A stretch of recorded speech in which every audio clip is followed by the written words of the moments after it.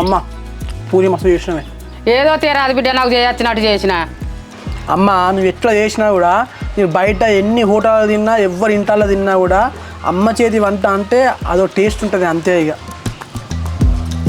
సరే కానీ బిడ్డ బిట్టుగానికి పూరీలు అంటే ఇష్టం కదా బిడ్డ, ఫోన్ చేసి రమ్మని రాదు. ఏం దోస్తుగాలే అమ్మ, వాళ్ళు నాకు చెప్పకుండా ఏమేమో కథలు పడతారు అట్నే.